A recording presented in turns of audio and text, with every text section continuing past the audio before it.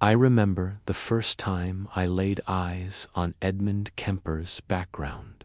Even then, I could tell this was no ordinary case. Born on December 18, 1948, in Burbank, California, Kemper's childhood was a storm of contradictions. His father, Edmund Kemper Jr., was cold and distant, while his mother, Clarnell, was controlling and emotionally manipulative. It was a home where fear and tension hung thick in the air. From a young age, Edmund displayed disturbing tendencies. By the age of 10, he was already showing signs of cruelty towards animals, an early warning of the darkness that would later define him. His acts of violence towards defenseless creatures revealed a mind beginning to embrace control through fear. The first major crime came when he was just 15. He murdered his own grandmother, a crime that shocked everyone who knew him. Even after committing such a horrendous act, he calmly contacted the authorities and turned himself in. This combination of intelligence and chilling detachment would define the killer we eventually came to know as the co-ed killer. When Edmund Kemper walked out of Atascadero State Hospital in 1969, he was only 21 years old. The official files described him as rehabilitated. Doctors admired his intelligence, noting how easily he could charm those around him. On the surface, it seemed as though he had been reformed, but I knew later that this was only a mask. Behind that polite, well-spoken facade was a man who had simply learned how to deceive. Kemper went back to live with his mother, Clarnell, in Santa Cruz. It was a return to the very environment that had scarred him the most. His mother's voice filled the small home like a storm, relentless, critical, demeaning. She mocked his towering size, his failures, and his lack of direction. He stood 6 feet 9 inches tall, but in that house he was reduced to a boy again, trapped beneath her crushing authority. The resentment inside him swelled like thunder, waiting to strike. For a time, he tried to live a normal life. He enrolled in community college, tried to make friends, and attempted to find some sense of belonging. Yet the urge inside him never faded. It sat coiled in the shadows of his mind, waiting. Eventually, Kemper bought a car. With it came the first steps of his descent. He began picking up hitchhikers, young women who trusted him despite his intimidating size. To them, he was just another ride along the California highways. To him, they were practice rehearsals for the terrible acts he was preparing himself to commit. Every trip grew darker. Every passenger became another test.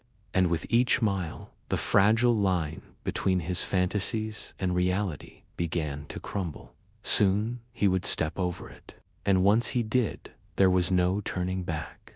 The year was 1972. Edmund Kemper had grown comfortable with the act of picking up hitchhikers. For months, he had been rehearsing, driving women along the highways of California, and then letting them go. It gave him control, an intoxicating sense of power. But rehearsals can only last so long. Eventually, he decided it was time to cross the line. His first victims were 2 young women, Marianne Pess and Anita Lucessa, both students who had been hitchhiking to Stanford University. They were bright, full of life, and had trusted the wrong stranger on the wrong day. I've gone through the police photos, the reports, and the testimonies. I can picture them sitting in his car, unaware of the storm about to engulf them. Inside that small vehicle, Kemper's charm gave way to something darker. The calm driver transformed into a predator. He restrained them, and once the fear took over their faces, there was no turning back. He murdered them with a brutality that marked the beginning of his killing spree. It was the first time his fantasies became flesh and blood. After the killings, he hid their bodies in the trunk of his car and drove through California as though nothing had happened. Later, he would dispose of them in secluded areas, scattering their remains. To the world, he looked like any other driver, but in reality, that car was carrying the secret of his first murders. That night, Edmund Kemper became the co-ed killer. After the murders of Marianne Pess and Anita Lucessa, Edmund Kemper didn't stop. Quite the opposite, he grew bolder. The taste of control, the thrill of power, and the silence of his victims fueled him. In Santa Cruz, young women continued to vanish. It was as if a shadow had descended upon the city, one nobody could clearly see, but everyone felt. His method became chillingly routine. He drove the highways of California, scanning for hitchhikers. He targeted students, young women who carried books, backpacks, and the optimism of youth. They trusted him because he didn't look like a monster. He was polite, soft-spoken, and even awkward. What they didn't know was that behind the calm demeanor was a predator waiting for the right moment. Once inside his car, the trap was set. He would drive them to remote areas, places he had scouted before. The act was almost mechanical restraint, murder, concealment. Each step became easier for him, as if he was practicing a ritual he was perfecting.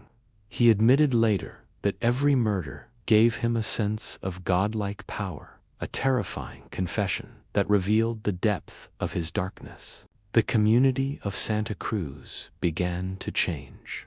Posters of missing women covered campus walls. Parents called their daughters in panic, and students whispered warnings about hitchhiking. Fear became part of daily life. And yet, Kemper moved among them unnoticed, a giant hiding in plain sight.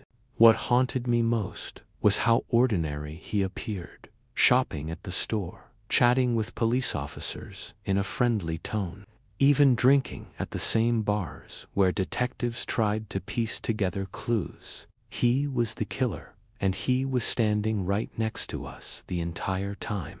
Every killer has a breaking point, a moment when the mask can no longer hide the storm beneath. For Edmund Kemper, that moment came in April 1973, with the woman who had haunted him his entire life, his mother, Clarence. Their relationship was a battlefield. She belittled him, mocked him, and treated him like a failure. Years of verbal abuse carved scars deeper than any physical wound. To understand Kemper's crimes, you have to understand this relationship. A towering son desperate for affection, and a mother who offered only cruelty. That night, after years of seething rage, he acted while she slept in her bed. Kemper entered her room with a claw hammer and ended her life in brutal silence. For him, it wasn't just murder, it was revenge, the final confrontation in a war that had lasted decades. But his rage didn't stop there. In a shocking display of his disturbed psyche, he mutilated her body, severed her head, and later admitted to using it as an object of mockery. He screamed at her lifeless face, pouring out years of anger that words could never express. The crime scene was one of the most disturbing I ever studied. Her bedroom was frozen in time. Books scattered on the nightstand, a lamp knocked sideways, and the quiet stillness of a life violently extinguished. It was as if the house itself absorbed the hatred that filled those walls. Kemper's killing of his mother was the climax of his murderous journey, the final act that completed the cycle. And in a strange way, it freed him. For the first time, he felt no need to kill again. But freedom came at a price. His crimes had reached a level of horror the world would never forget.